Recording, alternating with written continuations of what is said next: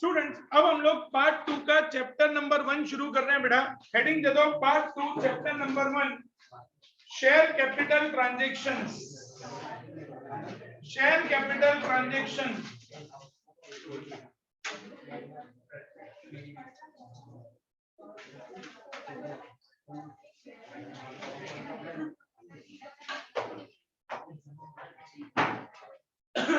Heading दिया बच्चों? ओ मेरे बच्चों हेडिंग दिया? क्या होते हैं शेयर्स बेटा? आज आप लोगों के नॉलेज की टेस्ट लूंगा मैं। नोटबुक को बंद कर दो बेटा, अभी फिलहाल नोटबुक का काम नहीं है क्योंकि हमें बहुत सारी चीजें डिस्कस करनी है, तभी पता चलेगा शेयर्स क्या होते हैं और कंपनी काम कैसे करती है। यस चलो पहले आप लोग बताओगे शेयर्स क्या होते हैं। देखो बोलो बेटा। certain fraction of total capital. Certain Fraction of R. What do you mean by total capital?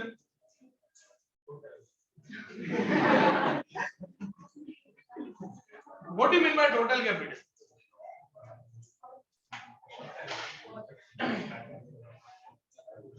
अब मैं आपको दो ऑप्शन देता हूं, अब मुझे बताना कि उसमें टोटल कैपिटल क्या हुआ। मेरी कंपनी है, मेरी कंपनी का टोटल वैल्यूएशन 1000 करोड़ का है, मैंने 100 करोड़ के शेयर्स इश्यू किए। अब इन 1000 करोड़ और 100 करोड़ आपके लिए टोटल कैपिटल क्या होगा?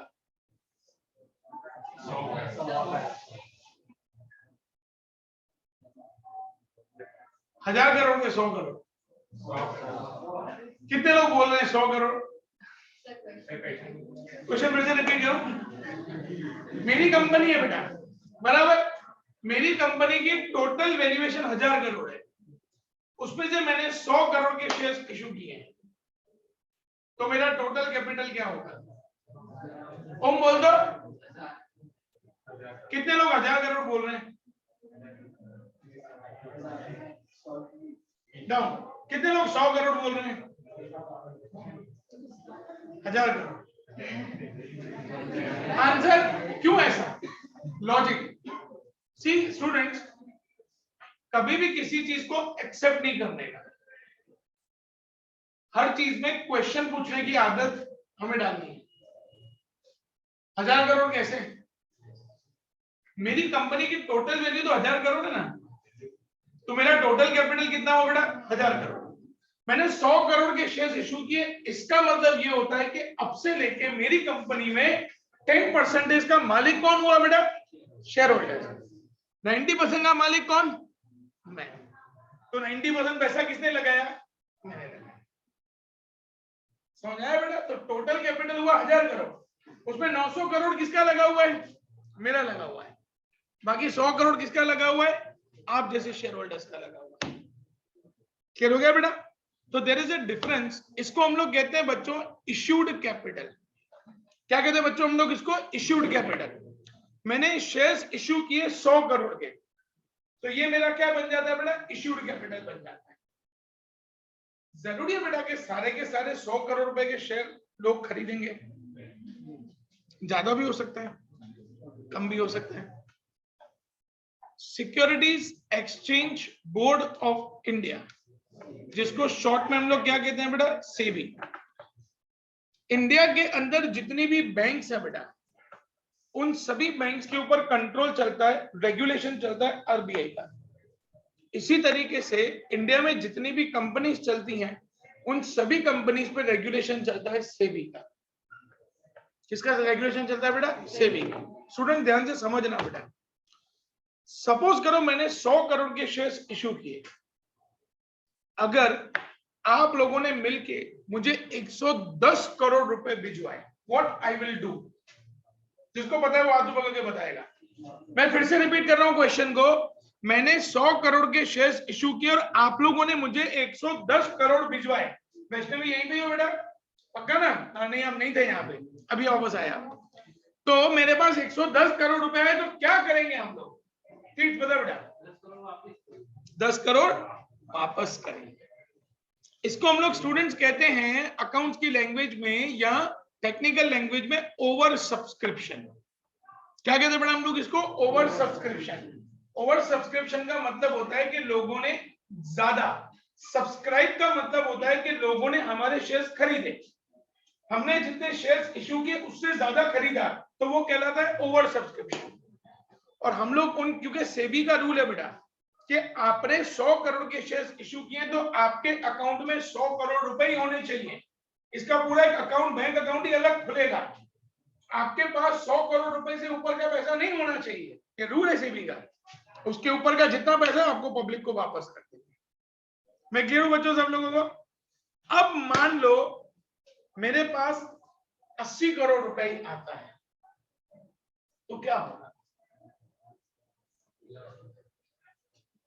तो क्या होगा बच्चों? सेबी का एक रूल है, मैंने जितने के शेयर्स इश्यू किए हैं ना, 100 करोड़ के शेयर्स इश्यू किए, तो मुझे 90% मतलब 90 करोड़ रुपए के शेयर्स बेचने ही पड़ेंगे, जिसको हम लोग टेक्निकल लैंग्वेज में कहते हैं मिनिमम सब्सक्रिप्शन। क्या कहते हैं बेटा हम लोग उसको? Minimum subscription. अगर 90 करोड़ के शेयर्स नहीं बिके तो मुझे कंपनी स्टार्ट करने की परमिशन नहीं मिलेगी, मुझे कंपनी को बंद कर देना। मैं क्लियर हूं बच्चों सब लोगों को? तो कंपनी क्या करे बेटा? अब मैंने शेयर्स इश्यू किए, मुझे डाउट है कि पब्लिक मेरे शेयर नहीं खरीदेगी, तो मैं क्या करूंगा? What I will do? हर्ष नहीं कर सकते बेटा, क्योंकि खुद के शेयर तो मेरे पास 90% है ना। आप समझो 900 करोड़ के शेयर तो मेरे पास ही हैं। जो 100 करोड़ के शेयर्स मैंने पब्लिक को दिए हैं, बच्चों ये रूल है सेबी का कि आपको एज अ कंपनी, अब मैं 1000 करोड़ रुपए के साथ मेरी कंपनी मैंने शुरू की, वो मेरा बनता है ऑथोराइज कैपिटल।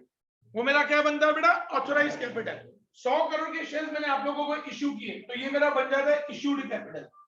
आप लोगों ने मुझे 110 करोड़ के शेयर्स भिजवाए, ये हो जाएगा सब्सक्राइब्ड कैपिटल।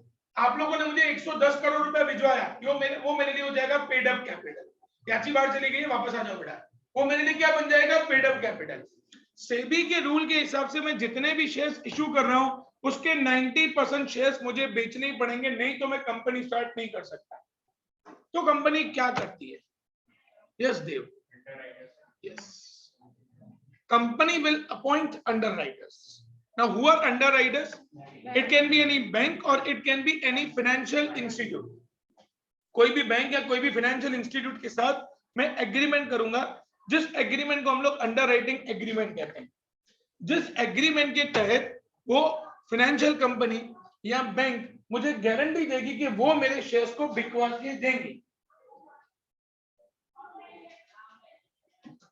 वो गारंटी देंगे कि वो मेरे शेयर्स को बिकवा के देंगे, उस एग्रीमेंट को हम लोग अंडरराइटिंग एग्रीमेंट कहते हैं। उसके बदले में हम लोग उनको कमीशन देंगे, 2%, 5%, जो भी हमारे बीच में एग्रीमेंट बनता है उस एग्रीमेंट के हिसाब से हम लोग उनको कमीशन देंगे।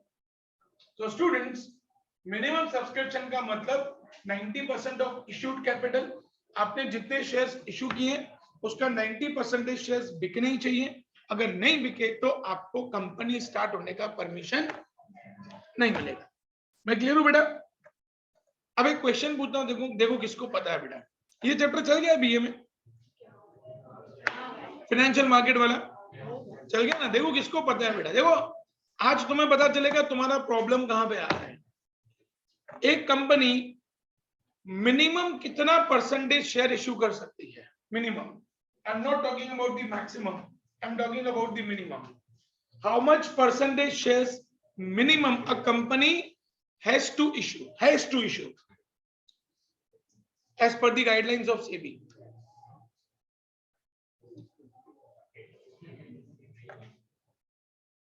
किसी को नहीं पता।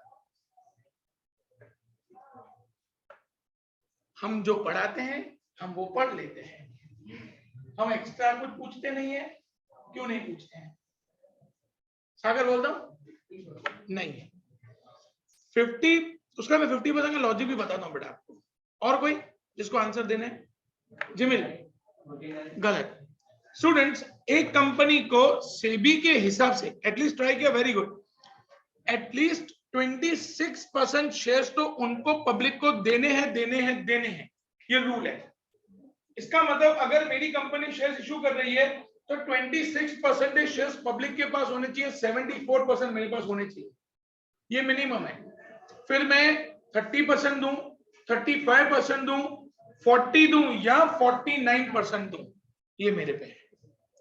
कंपनी कोशिश यही करती है कि max to max 49% share issue होने चाहिए, लेकिन कंपनी उससे ज्यादा भी शेयर इशू कर सकती है बेटा।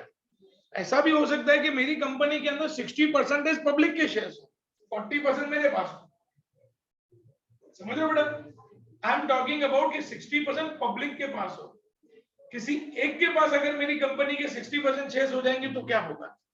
वो कंपनी मेरी, कंपनी उनकी बन जाएगी, वो बन जाएंगे कंपनी के managing director. Who is the managing director?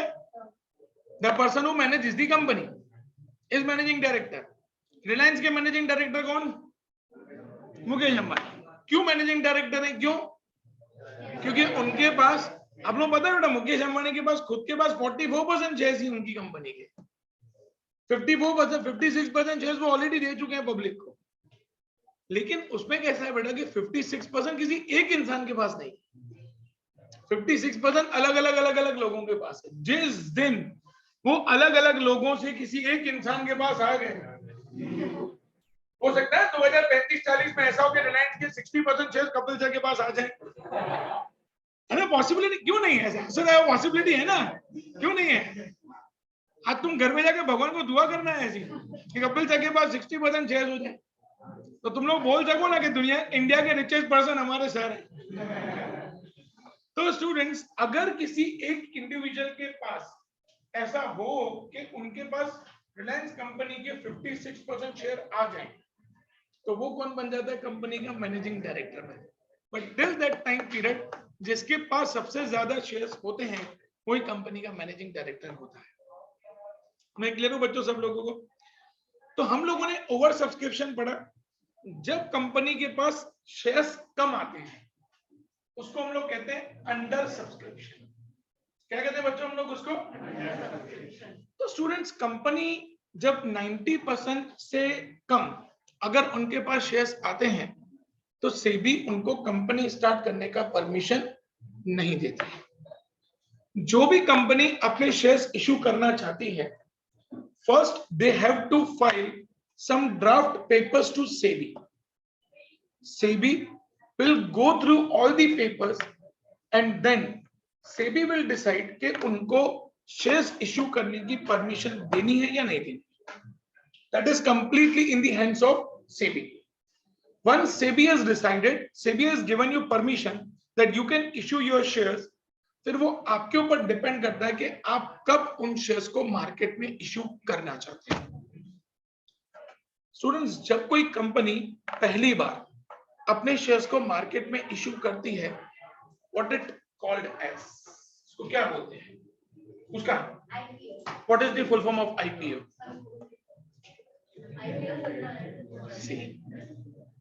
इसको हम लोग कहते हैं बेटा आधा अधूरा नॉलेज। वो जहर से भी खतरनाक होता है। रुशिल बोल दो बेटा। Initial public offer, initial public का ऑफर या offering one the same thing है बेटा। इनिशियल पब्लिक ऑफर या ऑफरिंग का मतलब होता है कि जो कंपनी फर्स्ट टाइम अपने शेयर्स को मार्केट में इशू करना चाहती है पब्लिक को, उसको हम लोग कहते हैं आईपीओ। पब्लिक वो आईपीओ भरती है। जब आप आईपीओ भरते हो इसका मतलब ये होता है कि आप कंपनी के शेयर्स लेने में इंटरेस्टेड हो। इसका मतलब क्या होता है बेटा? आप कंपनी के शेयर्स लेने में इंटरेस्टेड हो। आप लोग देखना, आपको बहुत सारी जगहों पे ना होर्डिंग्स दिखेंगी, आईपीओ आईपीओ आईपीओ, या न्यूज चैनल पे भी दिखेगा कि आज इनका आईपीओ आया, आज इनका आईपीओ आया। तो ये आईपीओ के लिए क्या होता है बेटा? एक डेट फिक्स होता है।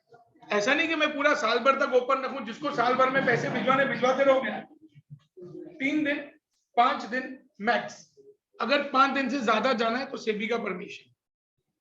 आज 13 तारीख है, आज से मेरा आईपीओ ओपन होगा, 3 दिन तक मेरा आईपीओ खुला हुआ है। जिन जिन लोगों को मेरी कंपनी में शेयर्स लेने हैं, आप मुझे एप्लीकेशन दीजिए। आपको मेरी कंपनी में एप्लीकेशन देनी पड़ेगी 15 तारीख के बाद, मतलब 13, 14, 15 3 दिन हुआ। 3 दिन में आप लोगों ने शेयर्स की एप्लीकेशन दे दी। 15 तारीख को शाम को ये चेक किया जाएगा कि कंपनी के पास ओवर सब्सक्रिप्शन है कि अंडर सब्सक्रिप्शन है। 90% से नीचे सब्सक्रिप्शन है तो कंपनी स्टार्ट नहीं होगी। वो सारे पैसे हमको 120 डेज के अंदर हमको वो सारे पैसे वापस कर देने।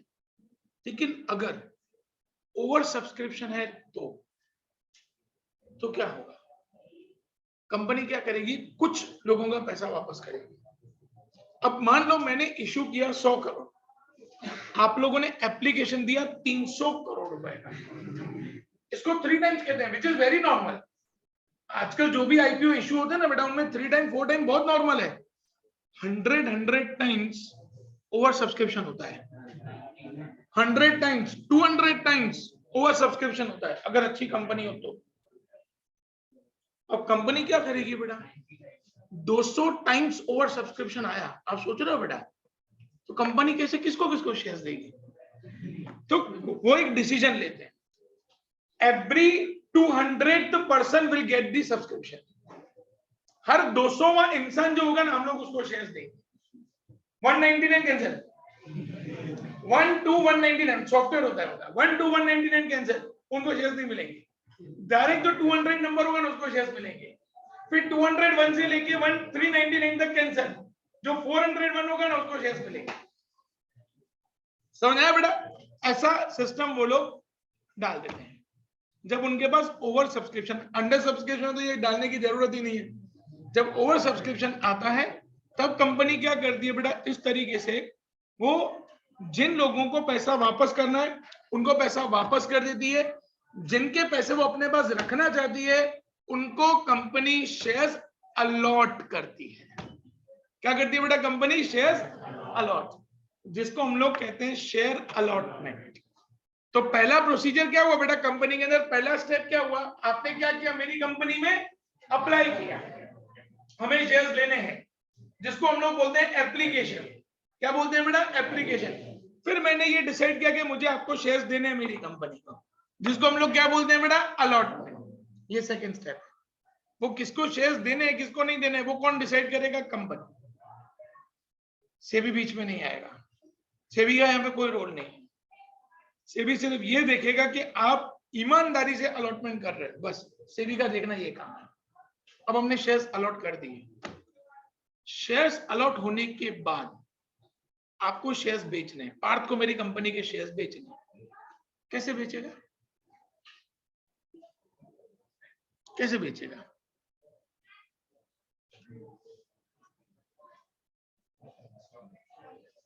क्या होगा? मेरी कंपनी एक डेट डिसाइड करेगी, जिस डेट पे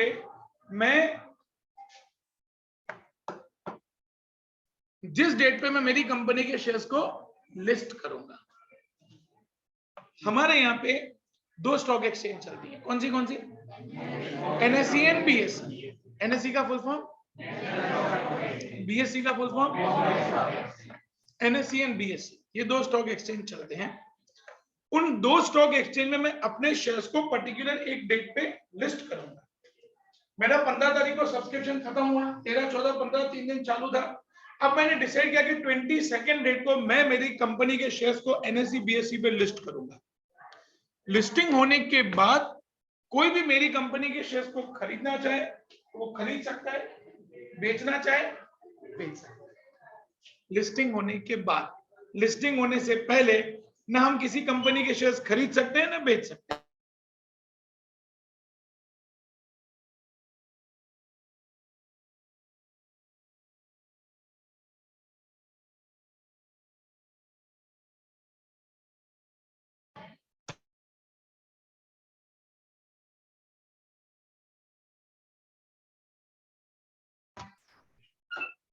क्लियर हो गया बेटा? अब क्या हुआ? लिस्टिंग हो गया मेरी कंपनी का। अब लिस्टिंग होने के बाद जिसको मेरी कंपनी के शेयर्स लेने हैं वो ले सकता है, जिसको बेचना है वो मेरी कंपनी के शेयर्स को बेच सकता है। क्लियर हो बेटा? अब मैंने पहली बारी में 100 करोड़ के शेयर्स इशू किए। सेबी क्या बोलता है? मेरे को 26%, ये तो 10% ही हुआ, मतलब मुझे और 16% शेयर्स इशू करने पड़ेंगे ना। अब मैंने दूसरी बार डिसाइड किया कि मुझे 16% शेयर्स इशू करने हैं। इसको क्या बोलेंगे?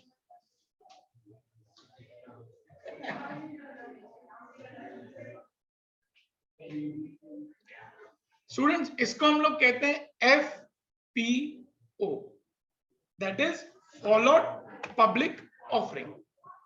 जब कंपनी दूसरी बार, तीसरी बार, चौथी बार, जरूरी तो नहीं कि 16% में एक बारी में दे दो, 5, 6 भी दे सकता हूं मैं, या 10% और 6% भी दे सकता हूं, ये तो मेरे ऊपर है। तो कंपनी आईपीओ के बाद जितनी बार भी शेयर्स इशू कर रही है उसको हम लोग कहते हैं FPO, that is followed public offering. Clear हो बेटा? में आईपीओ क्लियर हो गया, एफपीओ क्लियर हो गया। कंपनी कैसे अपने शेयर्स इशू करती है पता चल गया सबको। सबसे पहला स्टेज कौन सा आता है बेटा कंपनी के अंदर? एप्लीकेशन।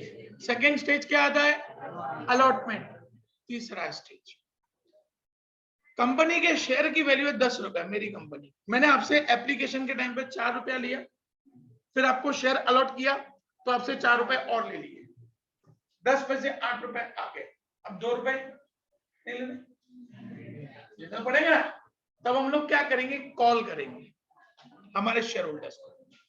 अब ये कॉल मेरे पे है, मैं 2 रुपए को 2 हिस्सों में बांट सकता हूं। फर्स्ट कॉल 1 रुपए का, फाइनल कॉल 1 रुपए, या 2 के 2 रुपए एक साथ मंगवा लो, जिसको हम लोग कहते हैं फाइनल कॉल, वो मेरे पे कंपनी डिसाइड करेगी।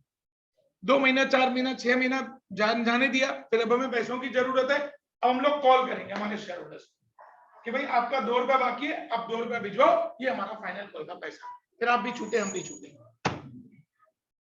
क्लियर बेटा सब लोगों को? ये होता है तीसरा स्टेज। तो ये कंपनी के ऊपर डिपेंड होता है, जो कि अब तो क्या बेटा ये ट्रेडिशनल मेथड है। मॉडर्न मेथड में क्या होता है बेटा, कंपनी 10 के 10 रुपए एक साथ ले लेती है, पूरे एक साथ। आप हमको पैसा दे दो, फिर तुम जानो तुमको शेयर्स रखने हैं रखो, बेचने हैं बेचो, तुम्हारा लुकआउट हमारा कोई लुकआउट नहीं।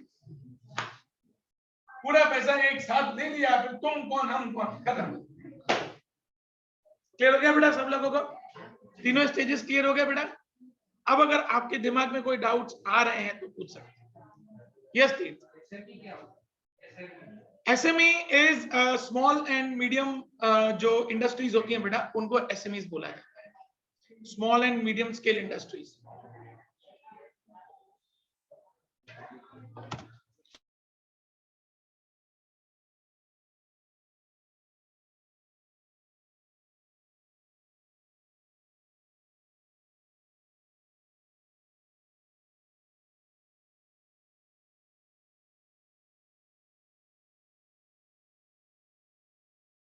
इंडस्ट्रीज है ना बेटा? यस। और कोई डाउट? यस रुशील। जब कंपनी पहली बार जब कंपनी शेयर्स इश्यू करती है बेटा उसको हम लोग कहते हैं आईपीओ। जब वो दूसरी बार, तीसरी बार, चौथी बार शेयर्स इश्यू करती है तो उसको हम लोग कहते हैं FPO, followed public offering. Okay yes. Next doubt? Doubt ही नहीं है कोई? डाउट होना चाहिए बेटा, इतना जोरदार चैप्टर है, डाउट तो होने चाहिए ना इतने चैप्टर में। यस देखो, जब डाउट का मतलब ऐसा नहीं होता बेटा कि आप लोग सिर्फ जो मैंने समझा है उसी के रिलेटेड पूछो, और भी बहुत सारी चीजें पूछने के लिए, कोई पूछ सकते हो आप लोग। हाँ बता रहा हूँ। कंपनी क्या करती है बेटा, जब 10 रुपए का शेयर है कंपनी का, तो 10 रुपए के शेयर को कंपनी अलग अलग हिस्सों में बांटेगी। पहला एप्लीकेशन, आपने अप्लाई किया कंपनी के अंदर। दूसरा अलॉटमेंट, सेकंड स्टेज, जहां पे कंपनी ने आपको शेयर्स अलॉट किए। अलॉट जब किए तभी भी आपसे कंपनी पैसा लेगी। लेकिन जब अभी कंपनी के सपोज 2 रुपए 3 रुपए बाकी है, तो कंपनी क्या करेगी, वो 2-3 रुपए 6-8 महीने के बाद मंगवाएगी। और वो चाहे तो कंपनी एक साथ मंगवा ले, जिसको हम लोग फाइनल कॉल कहते हैं। यहाँ कंपनी चाहे तो उसको टुकड़ों में बांट दे, भाई 3 रुपए तो 2 रुपए और 1 रुपया, या 1.5 1.5, ये कंपनी के ऊपर है। उसको हम लोग फर्स्ट एंड फाइनल कॉल कहते हैं। ठीक है? यस। और बोलो डाउट बेटा। यस रुचिल।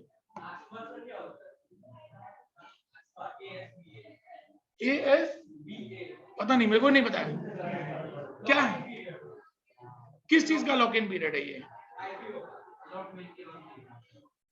मेरे हिसाब से ऐसा कुछ होता नहीं है बेटा आज के टाइम में, क्योंकि मैं आपको बता रहा हूँ बेटा, क्योंकि क्या होता है ना कि आज अगर कोई भी कंपनी जब आईपीओ इश्यू करती है ना बेटा, तो उसको 3 डेज या 5 डेज का ड्यूरेशन दिया जाता है कि आपको इतने दिनों के अंदर अपने शेयर्स बेचने हैं।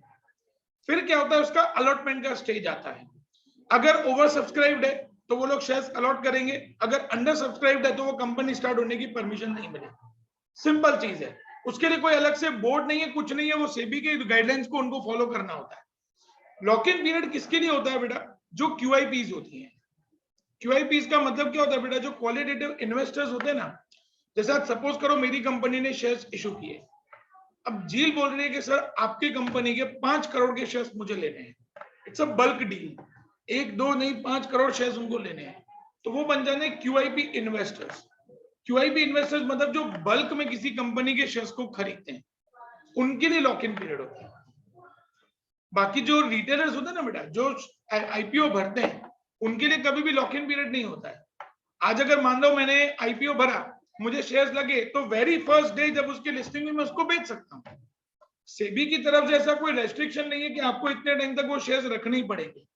वो सिर्फ किसके लिए होता है? जो बड़े बड़े इन्वेस्टर्स होते हैं, जो कंपनी के शेयर्स बल्क में लेते हैं, उनके लिए सेबी ने गाइडलाइन है कि भाई आपको 3 महीने तक तो शेयर्स अपने पास रखने ही पड़ेंगे। 3 महीने के बाद आप चाहो तो उसको बेचो या अपने पास रखो, that is your lookout, but 3 महीने पहले आप उनको नहीं बेच सकते। ठीक है बेटा? यस। और बोलिए स्टूडेंट्स, हमारे इंडिया के अंदर सबसे ऊपर स्टॉक एक्सचेंज होता है NSC and BSc. NSC BSc के अंडर में डिपोजिटरीज आती हैं। डिपोजिटरीज के नाम बोलिए। NSDL and CDSL.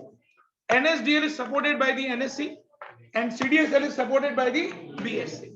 मतलब बीएससी के अंडर में सीडीएसएल चलता है और एनएससी के अंडर में एनएसडीएल चलता है। उनके अंडर में कौन आते हैं बेटा? डिपोजिटरीज के अंडर में कौन आते हैं? ब्रोकर्स। ब्रोकर्स के अंडर में आते हैं हम, कस्टमर। आज आपने शेयर्स के लिए, अगर आपको शेयर्स या कोई भी सिक्योरिटीज बाय सेल करनी है, उसके लिए अकाउंट होना चाहिए। जिस अकाउंट को क्या बोलते हैं बेटा? What is the full form of demat? Dematerialise. What is the dematerialisation? Physical को जब आप इलेक्ट्रॉनिक फॉर्म में कन्वर्ट करते हो तो वो हमारा क्या कहलाता है? डीमेट कहलाता है। अच्छा, जब आपको इलेक्ट्रॉनिक को फिजिकल में करवाना है तो रीमटेरियलाइजेशन। इसको हम लोग क्या बोलते हैं बेटा? रीमटेरियलाइजेशन। वेरी गुड, इम्प्रेस्ड, अच्छी बात है। तो स्टूडेंट्स, हमको क्या करना होता है? जैसे आपको बैंक के साथ ट्रांजैक्शन करना है तो आपको बैंक अकाउंट ओपन कराना पड़ता है। इसी तरीके से आपको अगर कोई शेयर्स, डिबेंचर्स, कोई सिक्योरिटीज अगर बाय सेल करने हो तो उसके लिए आपके पास डीमेट अकाउंट होना चाहिए। डीमेट अकाउंट के बिना आपको कोई भी ब्रोकर शेयर्स बाय करना, सेल करना अलाउ नहीं करेगा। आपका जो डीमेट अकाउंट ओपन होता है बेटा, वो ब्रोकर के पास होता है। तो डिपोजिटरीज की रिक्वायरमेंट क्या? What is the requirement of NSDL and CDSL? Broker भाग गया तो एक्चुअली आप जब अकाउंट ओपन करवाते हो ना बेटा, तो आप अकाउंट डिपोजिटरीज के पास ओपन करवाते हो और डिपोजिटरी सीधा गवर्नमेंट मैनेज करती है। ब्रोकर भागेगा, डिपोजिटरी थोड़ी भागेगी, वो तो गवर्नमेंट है। तो इसीलिए बेटा पहले डिपोजिटरी नहीं होती थी। हर्षद मेहता के टाइम पे डिपोजिटरी नहीं थी। उसके टाइम पे क्या होता था बेटा? Stock exchange.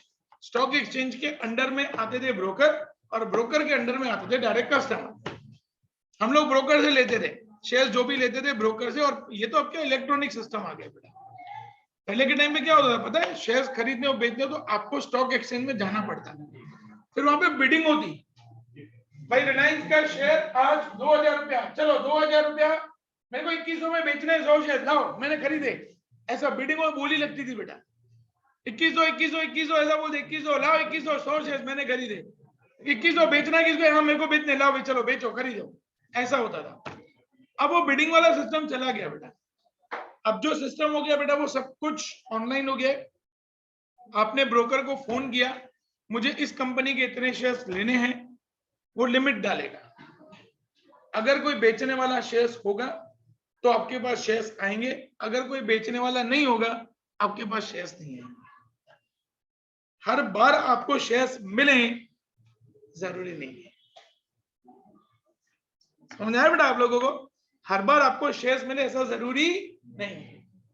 कई बार ऐसा होता भी है बेटा कि आपको शेयर खरीदने, लेकिन सामने कोई बेचने वाला है ही नहीं शेयर्स को। तो जब कोई बेचने वाला नहीं है तो आपके अकाउंट में शेयर्स कैसे आएंगे? तो आपको शेयर्स नहीं मिलेंगे। ये पूरा जो प्रोसेस है ना बेटा, ये पूरा प्रोसेस डिपोजिटरीज करती है। ये पूरा प्रोसेस करना डिपोजिटरीज का काम है। आपका डीमेट अकाउंट ओपन होगा, आपने आज जो भी शेयर्स खरीदे वो शेयर्स आपके अकाउंट में क्रेडिट करना, और आपने अगर शेयर्स बेचे तो आपके अकाउंट से डेबिट करना। ये पूरा का पूरा जो प्रोसेस है, ये पूरा का पूरा प्रोसेस डिपॉजिटरी संभालती है। क्लियर हो बेटा मैं सब लोगों को? कोई कंफ्यूजन? हर कंपनी अपने शेयर्स के पीछे दो चीजें देती है, एक राइट शेयर्स और दूसरे बोनस शेयर्स। बताओ, what is right shares and what is bonus shares?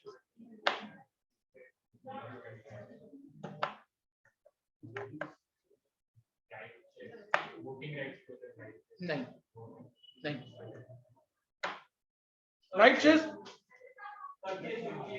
Right shares का मतलब क्या होता है बच्चों? सपोज मेरी कंपनी ने शेयर्स इशू किए, आपने मेरी कंपनी के शेयर्स खरीदे, अब आप मेरी कंपनी के शेयर होल्डर बन गए। अब मैं दूसरी बार शेयर्स इशू करना चाहता हूं, तो मैं सबसे पहले राइट आपको दूंगा कि आपके पास 200 शेयर्स है, हम आपको राइट दे दें कि आप 50 शेयर्स और हमारे खरीद सकते हैं। आपके पास 14 तारीख तक का शाम तक का टाइम है। अगर आपने शेयर्स खरीदे तो वेल एंड गुड, नहीं खरीदे तो ये शेयर्स हम लोग फिर पब्लिक को बेच देंगे। उसको हम लोग कहते हैं राइट शेयर्स। क्लियर हो बेटा? में राइट शेयर्स का पैसा कंपनी को मिलता है। बोनस शेयर्स क्या होते हैं बेटा? फ्री शेयर्स होते हैं।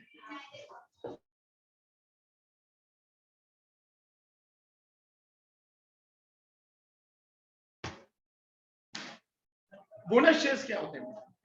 फ्री, जिसके लिए आपको कंपनी को पैसा नहीं देना है। आपके पास 100 शेयर्स हैं, कंपनी आपको 50 शेयर फ्री में देगी, आपको पैसा नहीं देना है उसको बोनस शेयर्स कहते हैं। क्या कहते हैं बेटा इसको हम लोग? राइट, बोनस शेयर्स कंपलसरी सबको मिलेंगे। राइट शेयर्स अगर आप लेना चाहते हो, आपकी इच्छा है, आपको उतना पैसा दे देना है कंपनी को।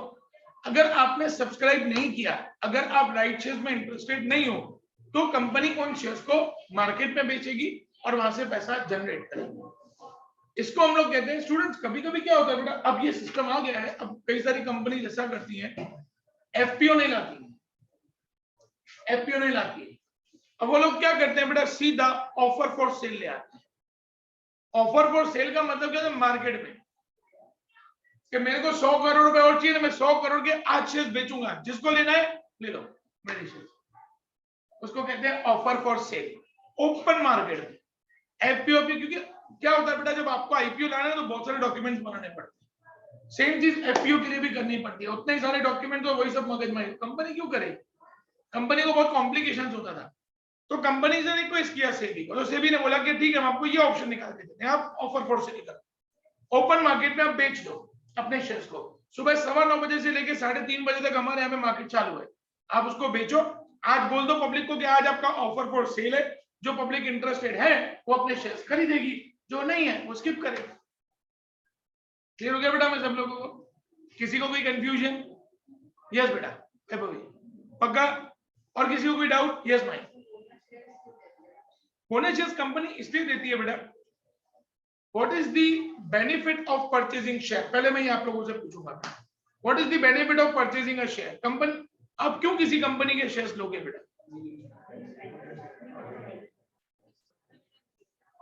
क्या मिलेगा बेटा? डिविडेंड। कंपनी इक्विटी शेयर्स और प्रेफरेंस शेयर्स के ऊपर क्या देती है बेटा? डिविडेंड। पहले डिविडेंड किसको मिलता है? Preference shares. आखिरी में डिविडेंड किसको मिलता है? डिविडेंड लेने के लिए हम लोग कंपनी के शेयर्स देते हैं, लेकिन ऐसा हुआ है कि कंपनी ने 2-3 साल से डिविडेंड नहीं दिया और कंपनी डिविडेंड नहीं देना चाहती, क्योंकि डिविडेंड मतलब आपका आउटफ्लो हो जाएगा, पैसा आपके वहां से जाएगा कंपनी के वहां से। तो कंपनी डिविडेंड की जगह पे शेयर होल्डर्स को क्या दे देती है? बोनस दे देती है, बोनस शेयर्स दे देती है। बोनस शेयर्स एक तरीके से एडवांटेज और एक तरीके से डिसएडवांटेज। एडवांटेज ये कि आपके पास नंबर ऑफ शेयर्स बढ़ जाते हैं, डिसएडवांटेज ये कि आपकी शेयर की प्राइस नीचे आ जाती है।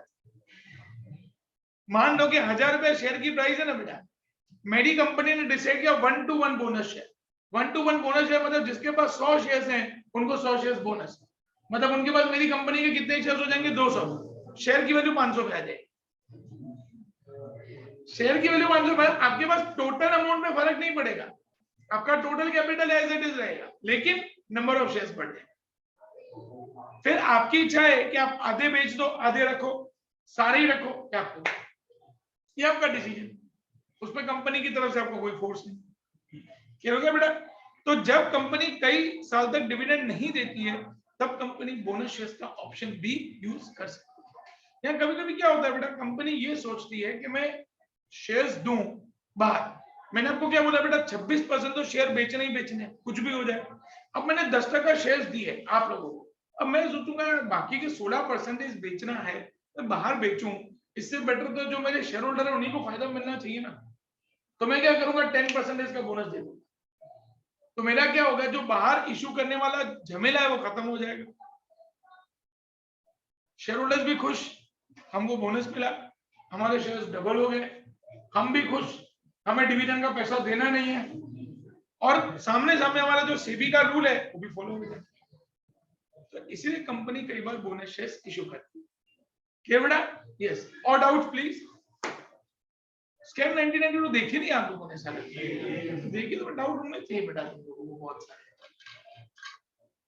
यस देखो, अगर हम ब्रोकर से ना डायरेक्टली ब्रोकर सी क्या होता है बेटा कि आप ब्रोकर के बिना डायरेक्ट आप नहीं ले सकते। डायरेक्ट मतलब आप किससे लोगे बेटा? डिपोजिटरी। डिपोजिटरी खुद तो डील ही नहीं करती है, डिपोजिटरी के अंडर में ब्रोकर है, आपको ब्रोकर के थ्रू ही जाना पड़ेगा, बिना ब्रोकर के आप एंट्री नहीं ले सकते। क्या? यस। और डाउट बोलिए बच्चों।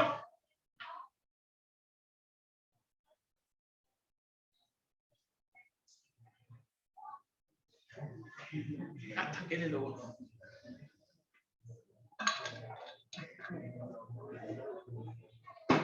मैं ऐसे पहली बार बैठा हूं और मेरे को भी ऐसा समझा ना बेटा, तो पूछ पूछ के लोग पागल कर दो सवाल पूछ के। चलो फिर जनरल एंट्रीज लिख लेते हैं, जब कोई डाउट नहीं है तो हेडिंग दे दो बेटा, जनरल एंट्रीज। हेडिंग दे दो general entries.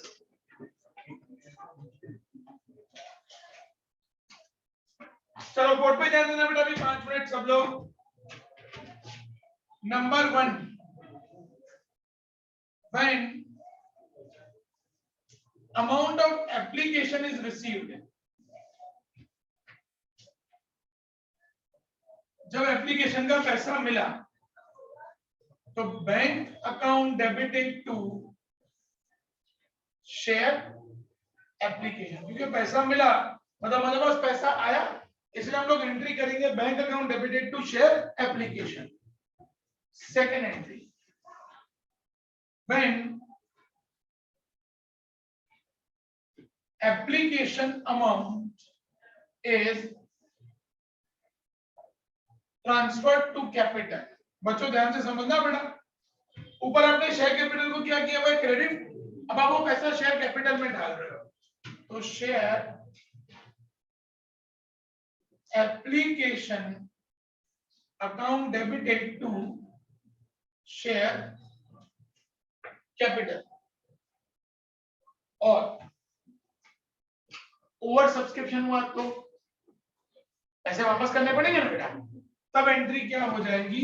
Share application account debited to bank account to share capital account.